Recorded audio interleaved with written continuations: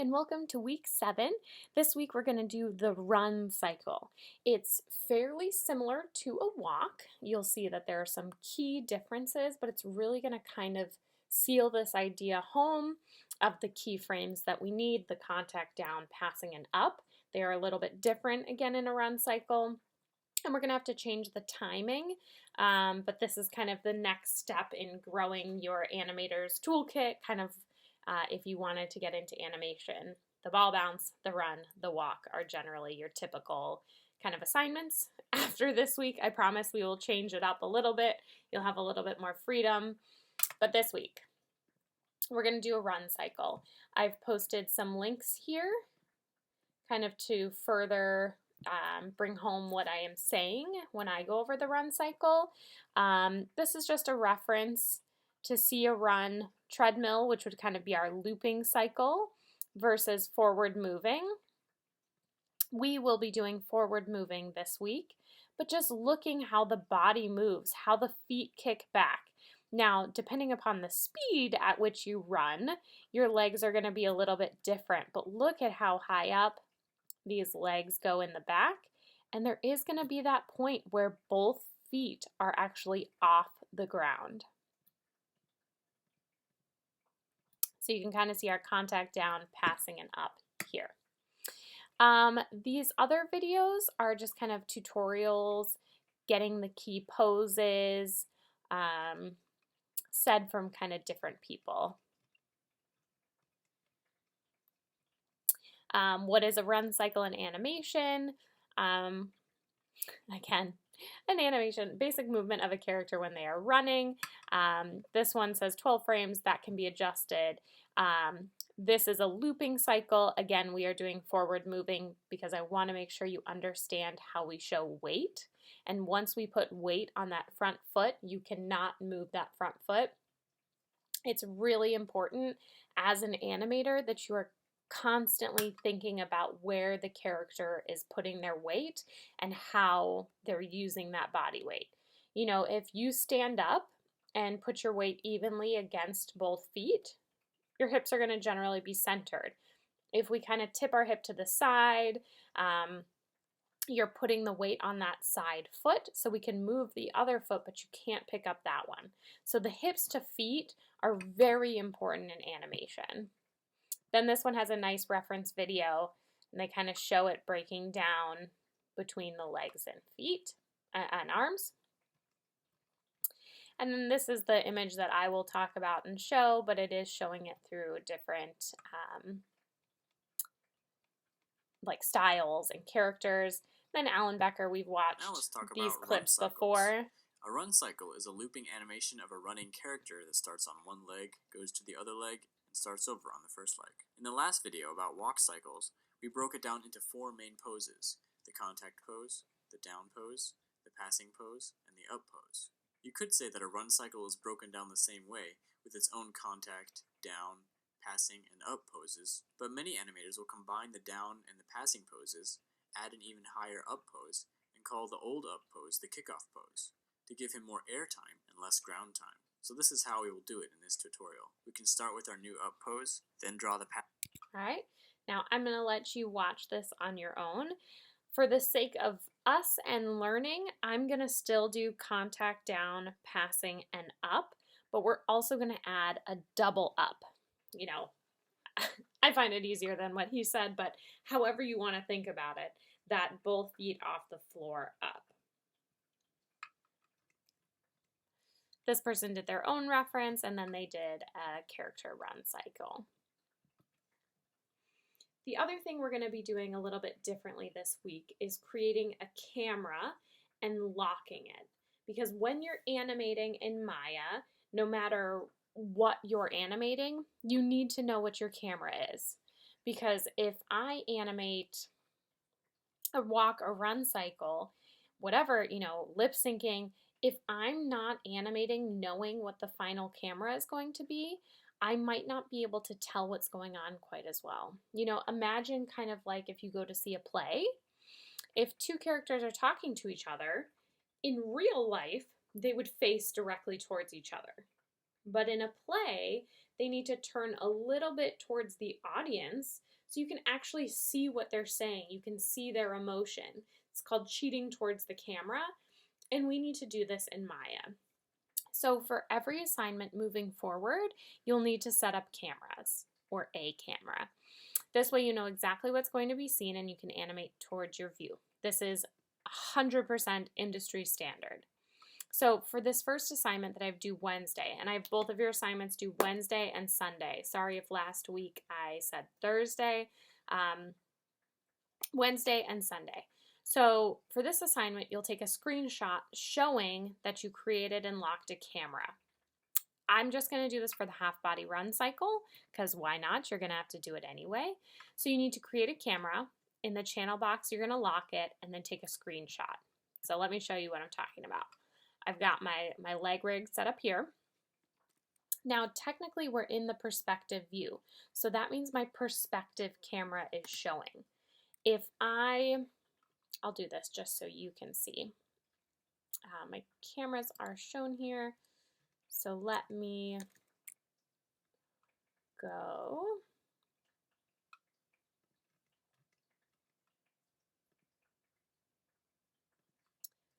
I'm going to unhide this. Let's see if we can see it in one of these views. Okay, so I'm in my top view, okay? If I go out here, this is my perspective camera. So see how the camera is way over here and angled towards, that's what I'm seeing here. So if I actually move this camera, see how my perspective view is moving? That's how our cameras are set up. Now, oops, wrong button for hiding it. Control H hides something, Shift H brings it back.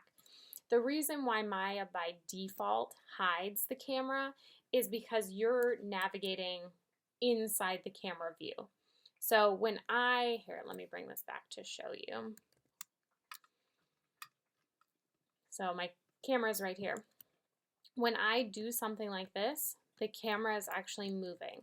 So there's just two different ways to move your camera. We generally do it in the viewport, so you don't need to really worry about it.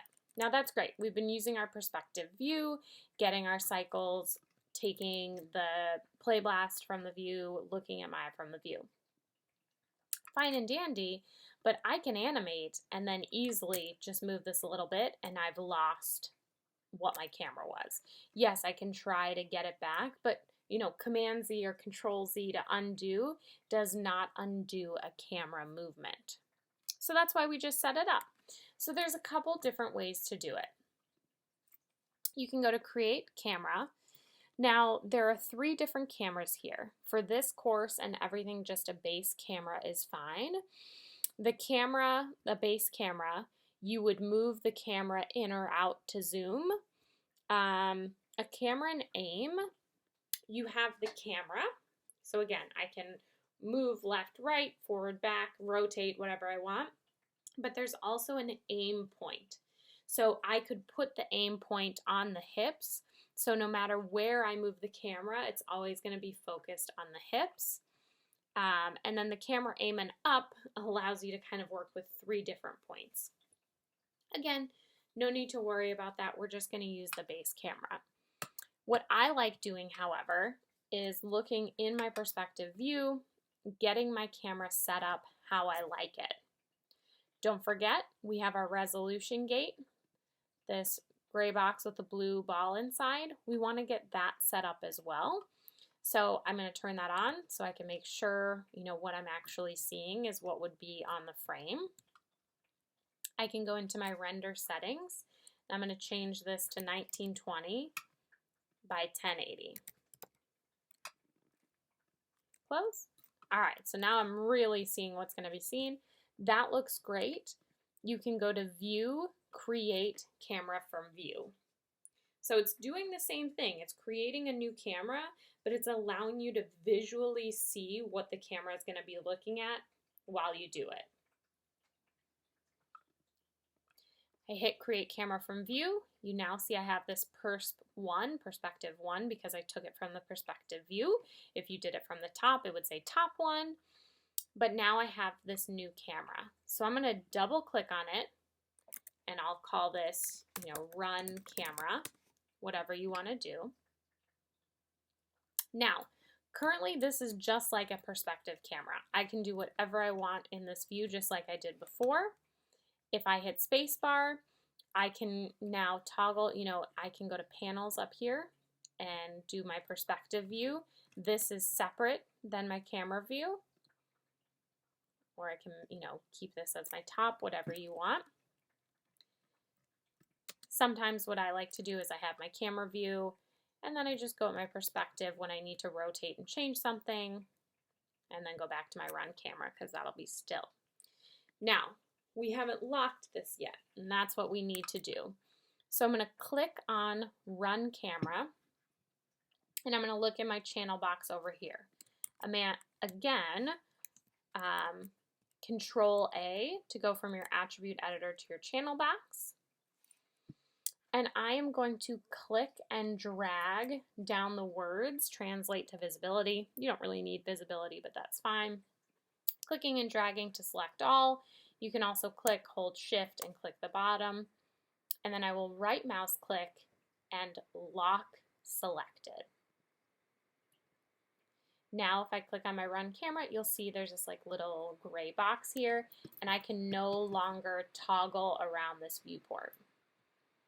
So now I know I'm animating to this camera view. Again, I might need to go in perspective to grab something a little bit more easily, to be able to rotate around, and then I can look back at my camera view to see how things are looking. Okay, so once you have this all set up, you're going to need to click on your run camera and do a screenshot. This way, I see, okay, you have your run camera selected, and I can see this gray to know that you've locked it, and I see your run camera is activated here. Okay, so this is what you need. I need you to be clicked on run camera and show the gray. You will get full credit if you send a screenshot just like this. Okay, now we're going to go, I'm going to start in my perspective view, and I will toggle back and forth in my camera, but we're going to do a run cycle. You're going to do 2 run cycles this week. One is going to be with our little leg rig. The other one is going to be with Moom. I'm actually going to open Moom, and I'll show you what to do with Moom. I think you guys are fully capable of creating the leg movements. And I'll show you both legs and arms.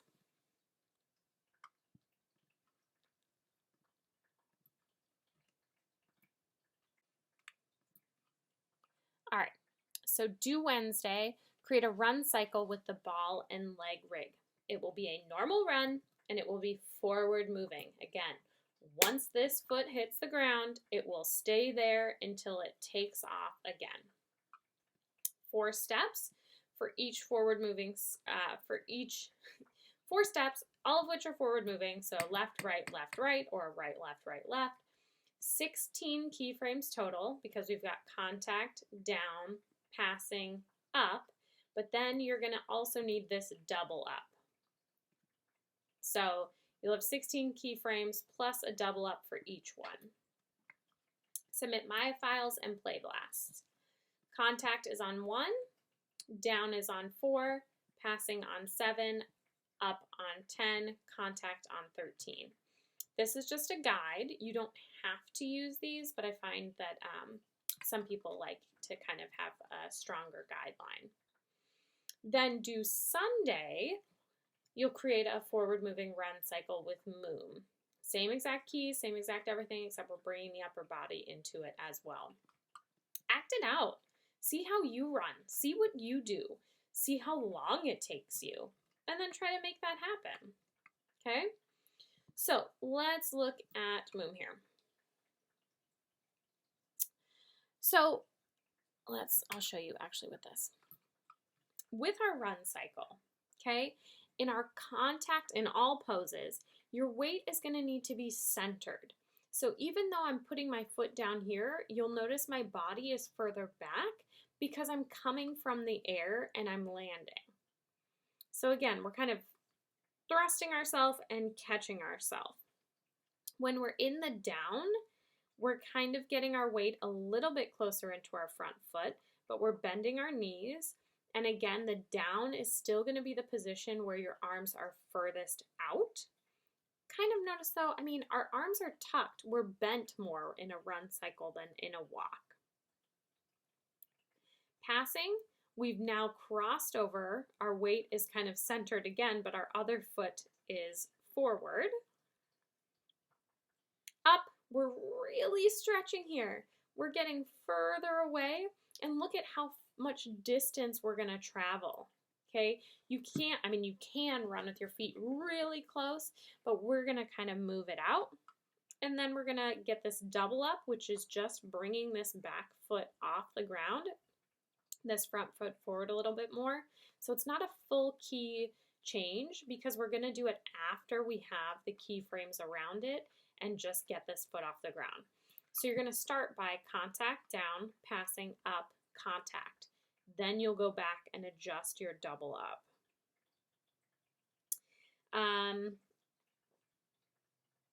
Again, try to give a little exaggeration here. A lot of us, when in that reference video we saw, see how far back this leg is going to be kicked up. Again, arms are going to repeat from the down. Generally, we still have this sine wave, our hips and head are going up and down. Generally, for a run, it is about a head height difference of up and down.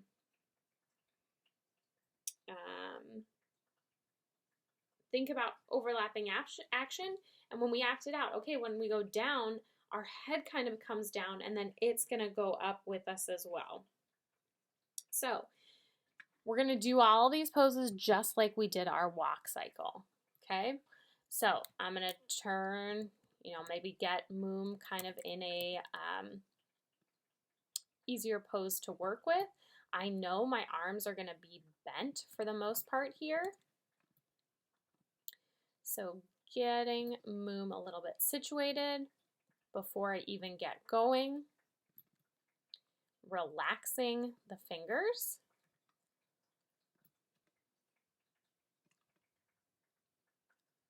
Give a little bit. It's up to you to see. I don't really need twist. I don't know why I did that one.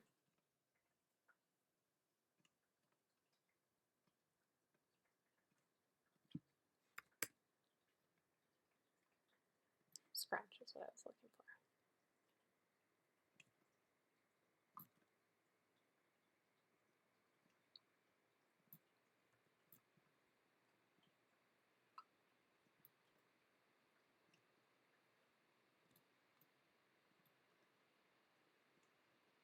Okay, you'll do what you see fit. I would work on that a little bit, but for the sake of this demo, now, our line of action. Look at this down the back. This is a straight line from head to knee, so we want to keep that kind of going. Again, to start, I like to say, okay, I'm going to bring this foot forward, so then I want to bring this foot back.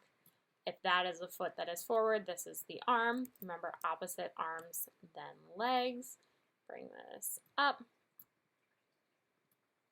Bring this back. And then we just go through the pose. So contact, front leg is straight, heel is up.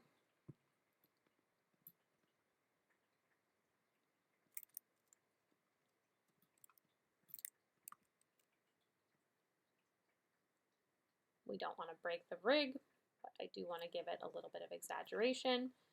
Let me just minimize this so it's not in the way every time I go to do this. Okay, back foot, bent.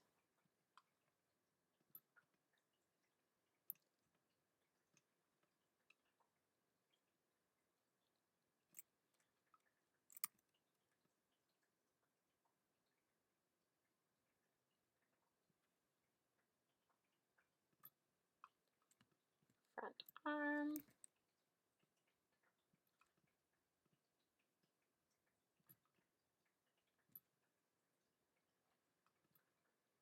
Now you'll kind of determine when it comes down to it how much exaggeration you want. You know, when we're running, we don't bring our arm back, that far. It's mostly a forward action, but it does happen. And then I want to give some lean.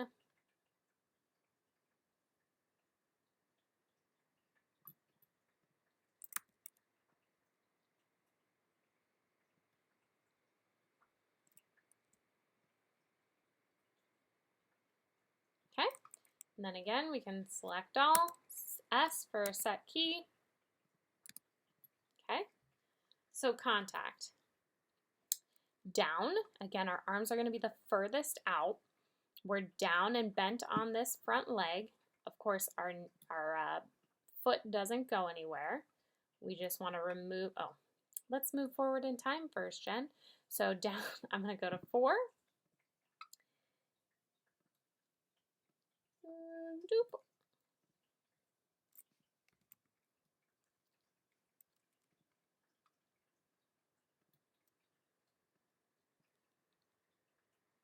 Bringing this knee down a bit. Arms are out the furthest.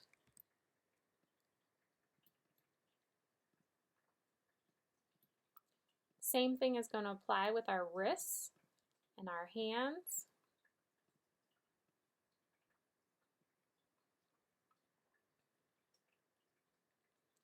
Bring the head down just a little bit.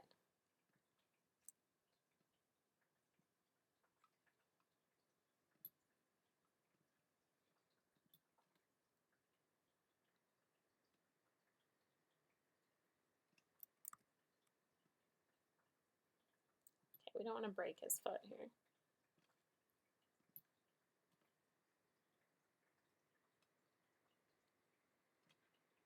Okay, select all, set a key, just to double check, I do it twice, and then look.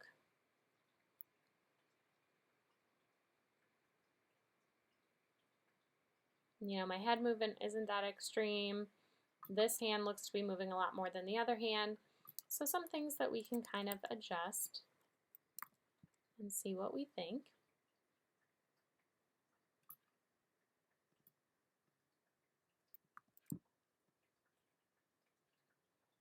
Okay, but again, I like to do all of my keyframes and then go back and get a little bit more nitpicky. So passing, we'll go to 7. Passing, we're already kind of bringing our leg through. We're on the toe of this foot. And we're moving fast, right? I mean, that's pretty extreme.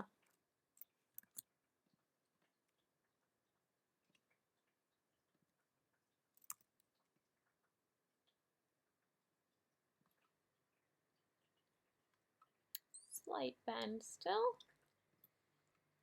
This foot's coming along. Oh, we can see our knees need to go forward.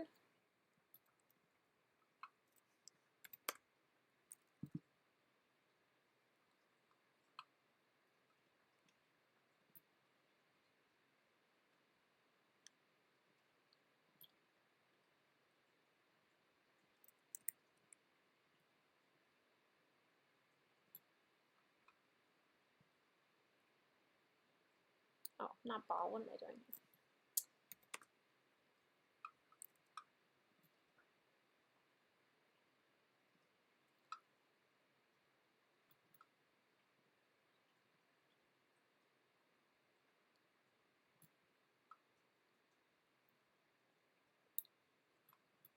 And then our arms, opposite arm then leg.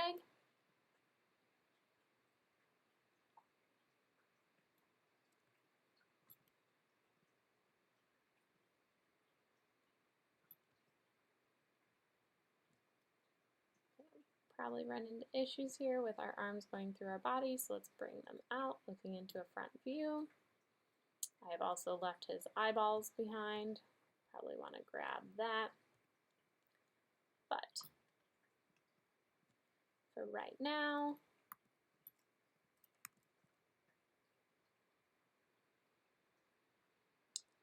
So it looks like I've got a little glitch where his foot isn't moving.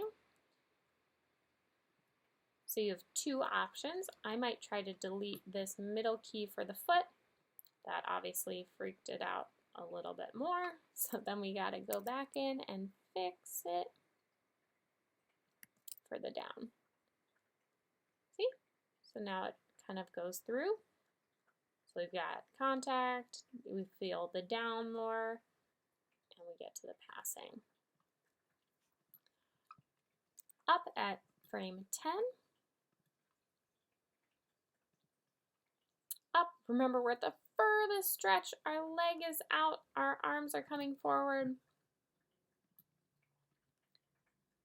Real stretch here. Leg is coming forward. Arms are rotating even more.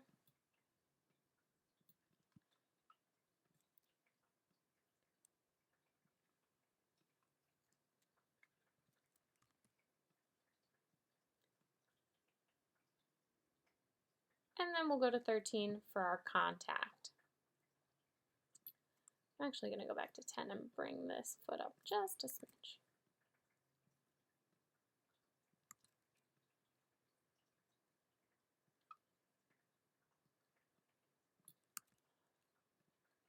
And then contact. So we need to bring this foot forward. I know my body is going to come forward. And we know that we're coming upward from the ground. We haven't done the double up. Maybe I need to look at a side view. And of course, I should already have my camera created from the previous assignment. I did skip over that in this lecture, but you should always create a camera. I can do that in a second, just so that we see what I'm talking about. In our contact pose, our back foot is up.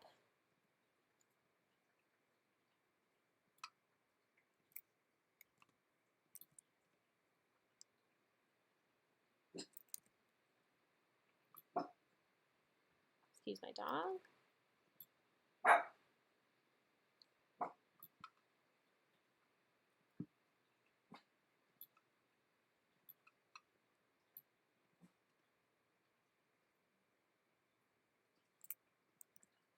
Okay, so a lot of this is rinse and repeating, right? We got the ideas, we know our key poses, our feet can never go through the ground.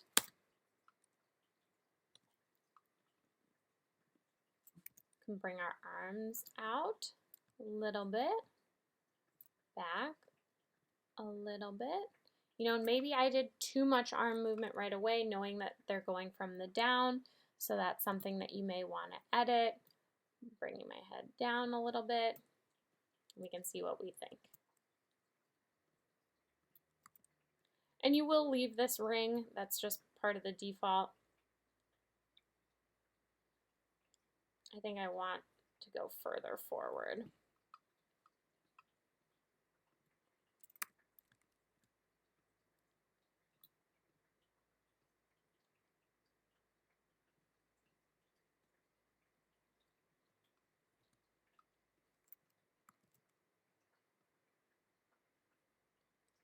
Okay. So now that I have that, I'll go kind of in the middle here, and I've got to get this foot off the ground. So now it's contact down, passing, up, up. Here's my double up. Both feet off the ground. It's not a huge leap, so you might need to go in and be like, okay, well, is that too much? It's going to be up to you. You guys are the artists here.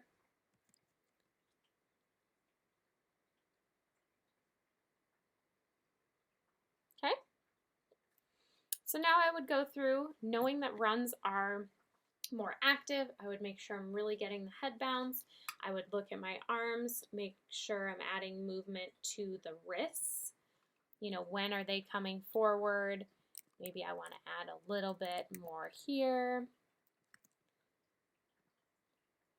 And then it's going to be going through the back. Like this back stays perfectly still the whole time. That's not the case, right?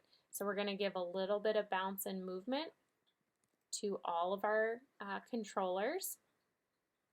And then I'd look from a front view and remember the same things that we talked about with the shoulders, and I'm just going to move this forward. Well, I'll set it here. We'll move this forward in space.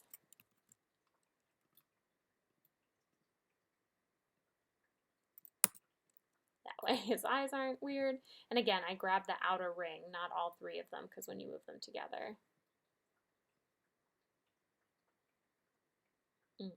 I've keyed them throughout, so we'll just need to bring them forward. Okay. So then see what you think. We might need to add some rotation in the shoulders or in the chest as we go along. But it is following those 4 key poses and then just adding that double up, and you will be all set. Okay, so again, it's just these 4 key poses with a double up. I do want to see 4 steps. Practice makes perfect, so doing these kind of repeating the keys and just how you go through them all is going to be really helpful for you. Okay, so you have the screenshot with the camera, the run just focusing on the legs, and then the run doing the full body with Moom. Okay, let me know if you have any questions, and I look forward to seeing the run cycles.